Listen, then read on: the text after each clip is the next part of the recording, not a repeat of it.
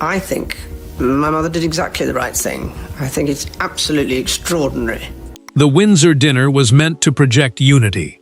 Instead, one furious exchange shattered the room. Princess Catherine was left fighting tears. Queen Camilla's anger stunned those seated nearby. And Princess Anne made a decision no one expected. She stopped the dinner completely. Plates remained untouched. Conversations died instantly. And as Anne rose to intervene, everyone understood that this was no ordinary family disagreement. Before we go deeper into what this really means for the royal family, make sure to subscribe so you don't miss a single update. King Charles had brought the family together, hoping one evening could cool days of strain.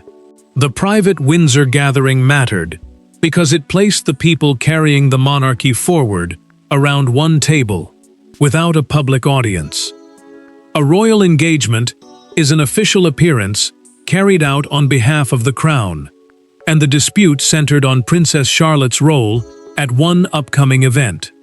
Charles wanted calm. William wanted protection for his wife and daughter. Camilla wanted her judgment respected.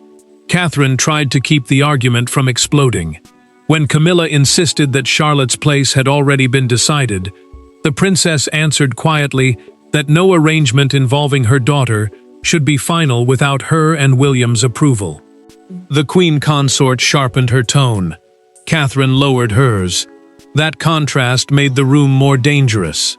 William stopped eating, looked toward his wife, and realized she was no longer defending a schedule. She was defending a boundary. Anne saw the change before anyone moved. Catherine wiped beneath one eye, then looked down, refusing to let the table see what the exchange had done to her. The Princess Royal pushed back her chair. The sound cut through silence. She looked directly at Camilla and said the dinner was over. Not paused. Over. The Queen stared back, stunned that Anne had ended the evening in front of Charles, William, and Catherine. Charles did not immediately defend his wife. That silence landed heavily. Anne turned toward Catherine and told her she did not have to remain. William stood and escorted his wife away. Behind them, a senior household aide closed the dining room doors, sealing the confrontation inside Windsor, and making clear that whatever came next was not meant to travel beyond those walls. Camilla remained seated, but Anne was not finished. Before leaving, she referred to what happened with Charlotte 3 days ago, and Catherine stopped at the doorway. William heard it. Charles heard it. The king's expression changed because he knew exactly which incident his sister meant. Anne had stopped the evening, but she had not stopped the conflict. And to understand why Catherine finally broke, the loyalties around that Windsor table had to be understood first. The confrontation mattered because none of the women inside that room were merely arguing over dinner etiquette. Catherine was protecting her children. Camilla was defending authority she believed was being challenged. Anne was guarding something even older, the unwritten rules of loyalty inside the royal family.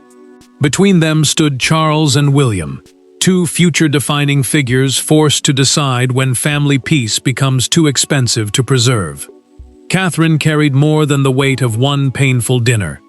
As William's wife and the mother of George, Charlotte, and Louis, she stood at the center of the monarchy's next generation.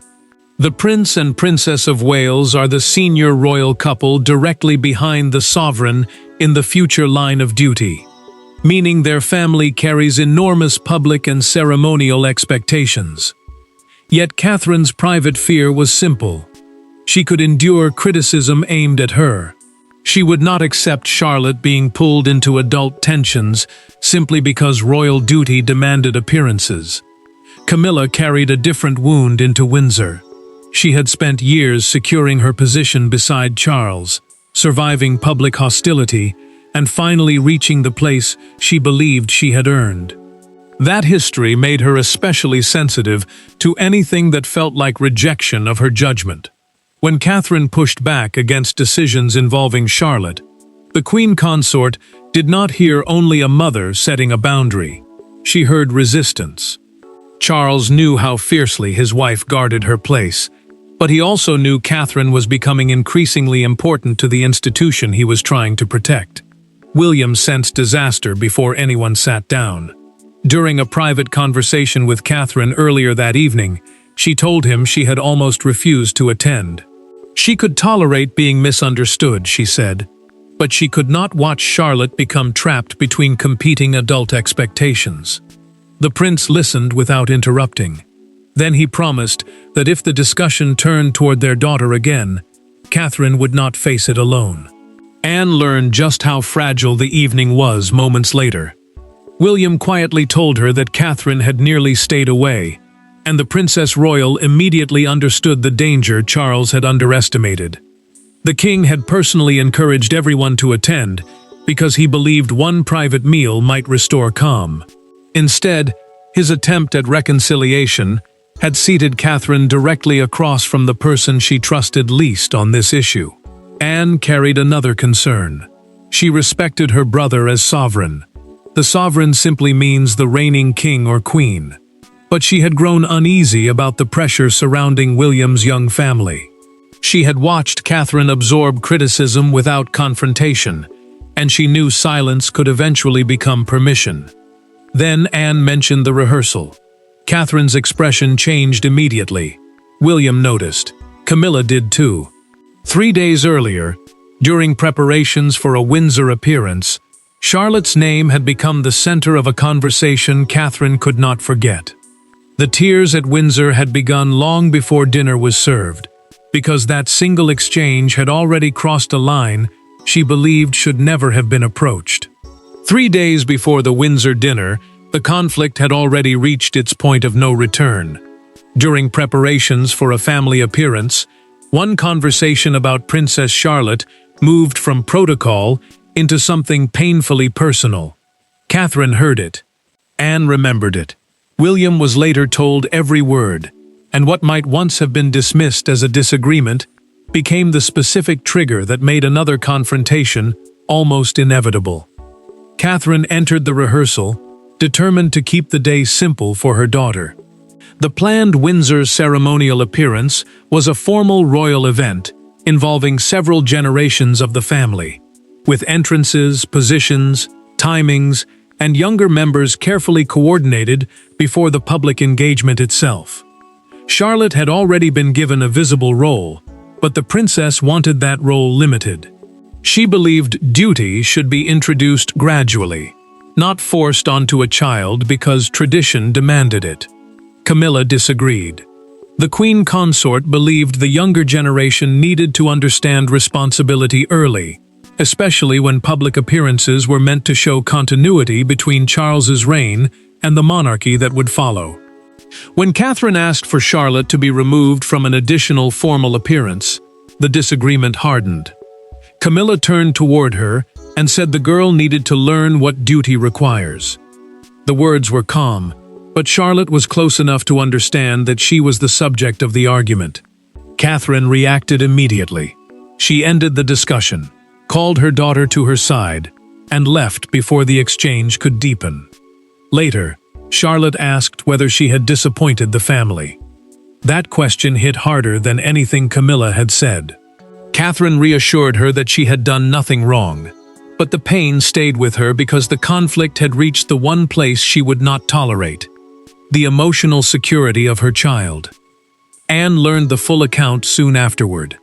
In a private conversation, Catherine described exactly what had happened and repeated Charlotte's question.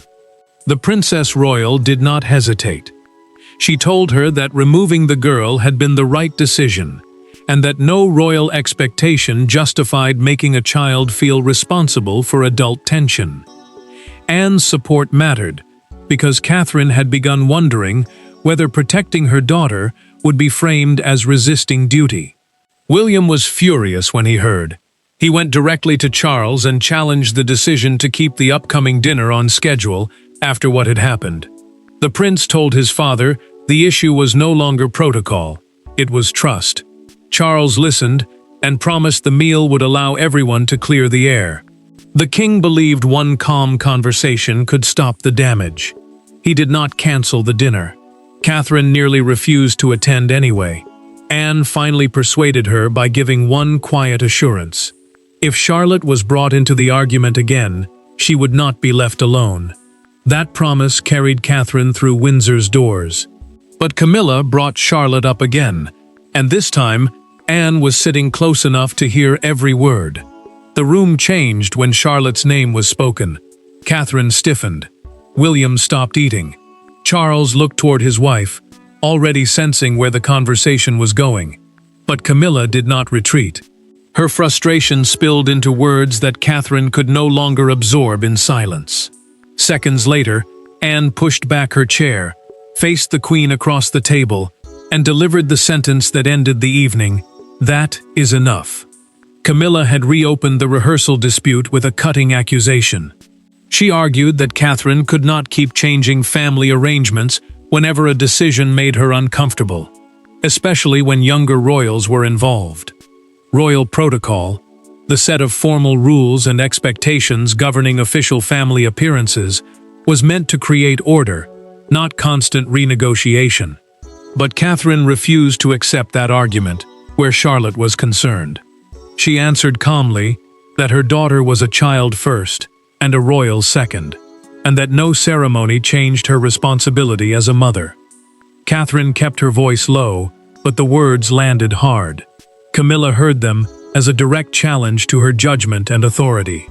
The Queen Consort's tone rose as she accused Catherine of making cooperation impossible whenever she did not get her way. William looked immediately toward his wife. The prince could see her fighting to stay composed, and when her eyes filled, he placed his hand beside hers on the table without saying a word. Anne moved before he could. She pushed back her chair and stood. The Princess Royal told Camilla that dragging Charlotte into an adult disagreement was unacceptable, and that Catherine had every right to set limits around her own child. The Queen stared at her, stunned, then demanded to know whether Anne was now taking Catherine's side against her. Anne did not soften. She answered that she was taking the side of basic decency. Charles finally intervened. He said his sister's name quietly, the kind of warning meant to end an argument without creating another one. Anne heard him and refused to sit down. That refusal carried enormous weight because the king was no longer dealing with a tense conversation he could smooth over. His own sister was openly telling him that the situation had crossed a line. Camilla fell silent, but Anne was not finished. She turned toward Charles and told him this was bigger than one angry exchange. Several recent decisions affecting Catherine had been handled without proper consultation, she said, and tonight's collapse was the result. William looked at his father. Catherine said nothing. Anne had defended her emotionally. Now she was about to challenge the machinery that had allowed the confrontation to happen at all. Stopping a dinner was dramatic. Changing what happened afterward required something much harder: authority. Anne could confront Camilla, but Charles was still king. William could protect Catherine, but he could not simply dictate the sovereign's household. Behind the emotional explosion stood a quieter battle over access, influence, scheduling, and who could speak for the crown when family decisions became entangled with royal duty. William found his father after the dinner and did not waste time. He told Charles that Catherine would not return to another family gathering where George, Charlotte, or Louis could become leverage in unresolved adult disputes. The prince was not threatening withdrawal for effect. He was drawing a line. Decisions around ceremonial appearances normally involve household staff, security teams, senior family members, and the king's office, with each group handling part of the planning. That structure mattered because no single person was supposed to turn a family preference into a final royal arrangement. Charles listened without interrupting. When William finished, the king removed his glasses and placed them beside him. He looked exhausted, not angry. That reaction told the prince something had changed. His father understood that reassurance was no longer enough. Charles was now balancing three pressures at once: protecting his marriage, preserving the dignity of his reign, and making sure the Wales household did not feel pushed aside inside the very institution William would one day inherit. Anne entered the discussion with something more concrete. She reminded Charles of several recent scheduling disputes in which Catherine's objections had been treated as resistance rather than parental limits. The Princess Royal described one meeting where a proposed appearance involving Charlotte had been discussed before Catherine had given final approval. She also pointed to another occasion when the princess's request to shorten a family commitment had been dismissed as unnecessary caution. Anne's argument was simple. The problem was not one bad dinner. It was a pattern. Charles finally made the decision everyone had been circling. Any future arrangement involving George, Charlotte, or Louis would require direct approval from both William and Catherine before it could be treated as settled. The king's instruction did not remove anyone from the household. It did something more subtle. It closed the space where informal pressure had been allowed to grow. William accepted the decision without celebration. Anne did the same. Both understood what it meant. Camilla understood it too. When Charles informed her, she immediately recognized the cost of the outburst. Her influence over those family arrangements had narrowed, and the change had come because Catherine had finally been pushed too far. The dinner had ended with Catherine in tears, but by morning it was Camilla confronting a new reality inside the palace. Morning brought no easy reconciliation. The doors reopened, staff returned to their duties, and Windsor resumed its practiced rhythm. But the relationships inside it had changed. Camilla learned that decisions involving the Wales children would now bypass any informal pressure and go directly through their parents. Catherine remained away. Anne refused to soften what she had said. And Charles faced the uncomfortable truth that silence at dinner had become a decision of its own. Charles moved quickly to contain the damage. No second family meal was arranged. Several non-essential discussions were postponed, and planning involving George, Charlotte, and Louis was separated from the personal dispute. Ceremonial planning simply meant the detailed organization behind official royal appearances, including timing, participation, and family roles. That separation mattered because the king wanted to prevent another emotional argument from shaping decisions involving the children. William supported the move, but he made one condition clear. Catherine needed space, not another explanation. Camilla reacted with disbelief when Charles gave her the revised instruction. She asked whether her judgment was now being questioned simply because Anne had made a scene at dinner. The queen consort expected him to soften the decision. He did not. The king told her the change would remain because trust around the Wales children had been damaged, and restoring it mattered more than defending anyone's pride. Camilla said little after that. When Charles left, she remained alone for several moments, and noticed the dinner seating card still resting nearby. She picked it up, looked at Catherine's name, then slowly set it aside. The gesture carried the weight of the night before.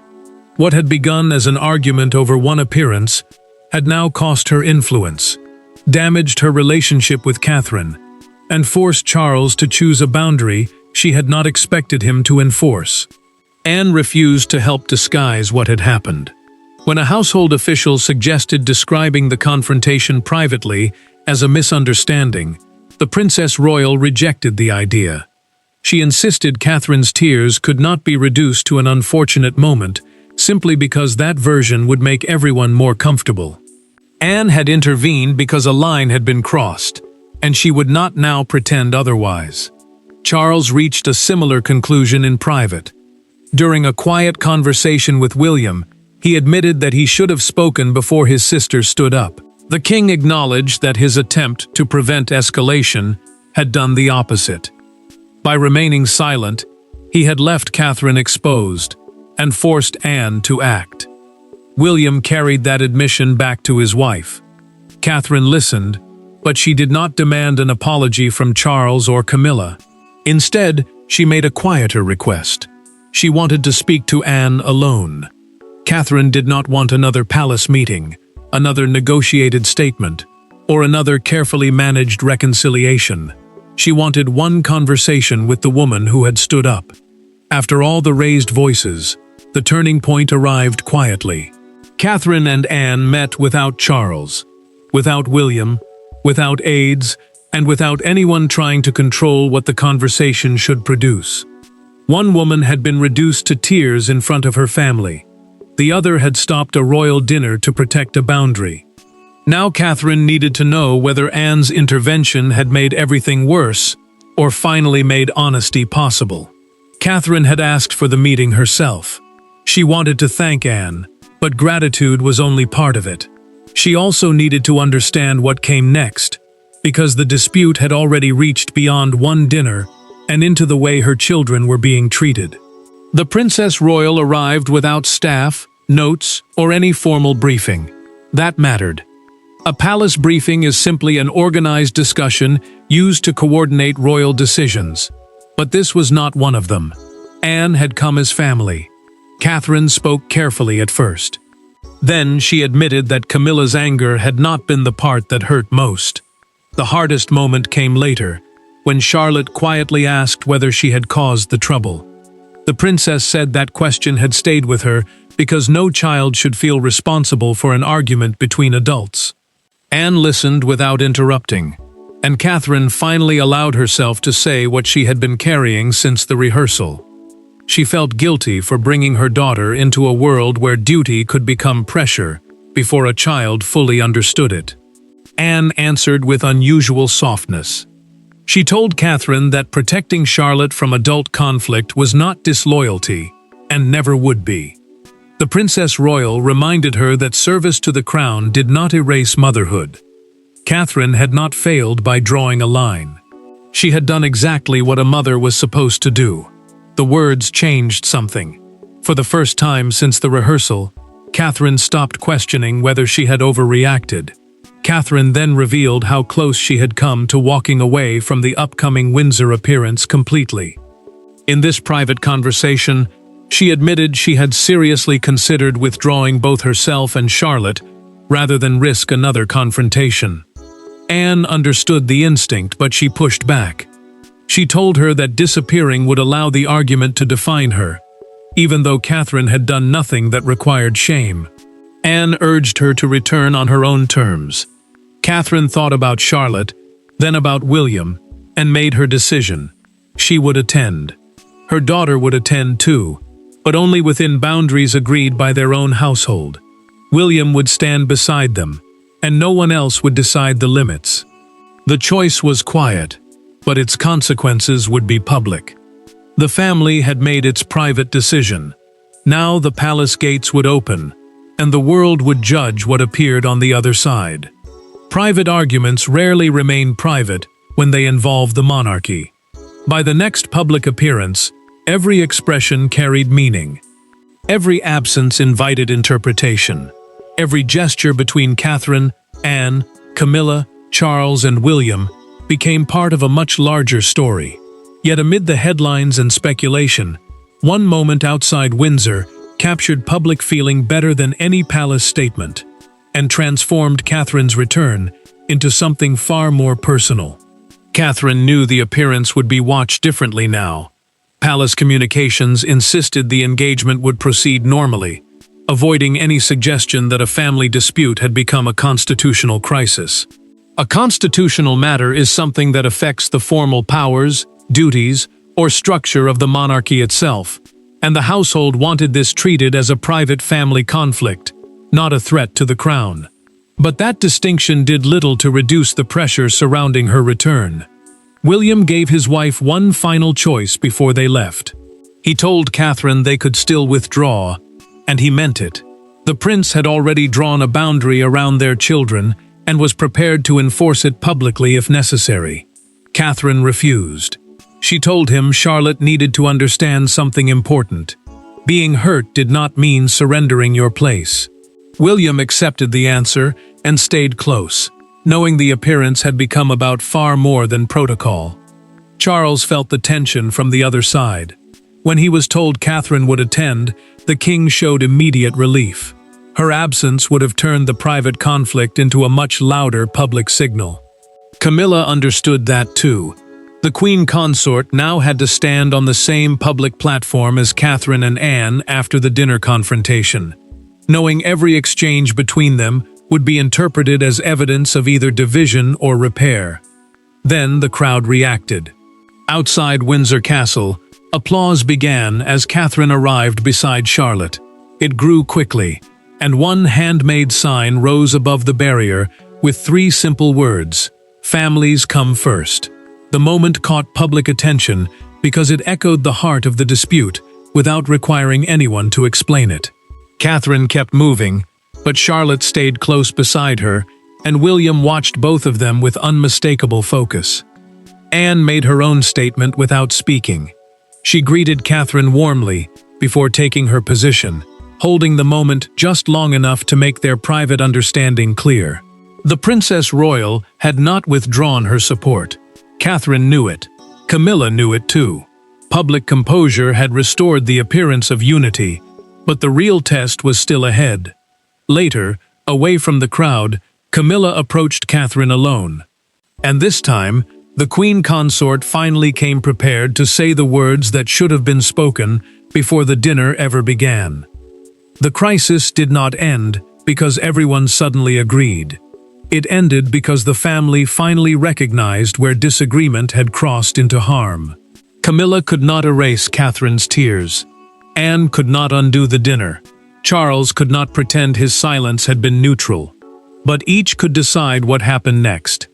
And in one restrained private exchange, Windsor established the boundary that the entire confrontation had forced into the open. Catherine made one thing clear after the public appearance.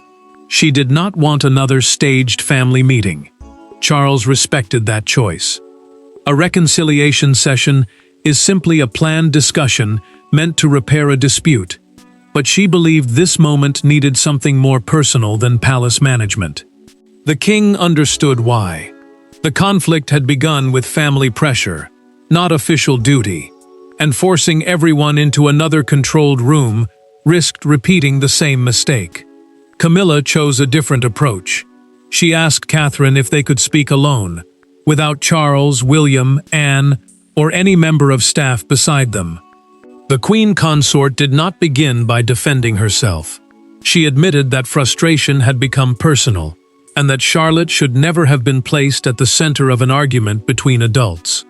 Catherine listened carefully. The apology mattered, but she did not pretend one conversation could instantly rebuild trust. Catherine accepted the words while holding firmly to the boundary that had caused the entire crisis. Decisions concerning George, Charlotte, and Louis would remain with her and William. She made it clear that royal responsibility could be taught without making children feel responsible for adult disagreements. Camilla accepted that point. The Queen had not lost her position, but she had been forced to understand where her influence ended. Charles confirmed the new boundary soon afterward.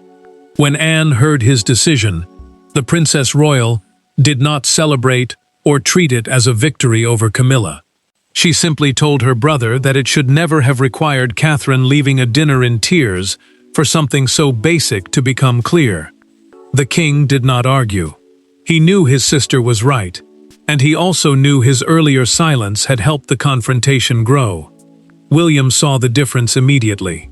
Catherine was no longer being asked to accept peace at the cost of her own limits. Camilla kept her dignity. Charles preserved the family without pretending nothing had happened. Anne emerged not as the woman who divided Windsor, but as the person willing to interrupt damaging behavior before silence made it acceptable.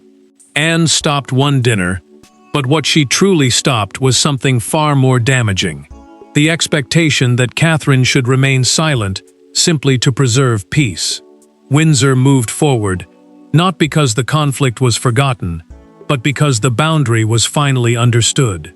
Thanks for watching. Please don't forget to like and subscribe, and we will see you in next one.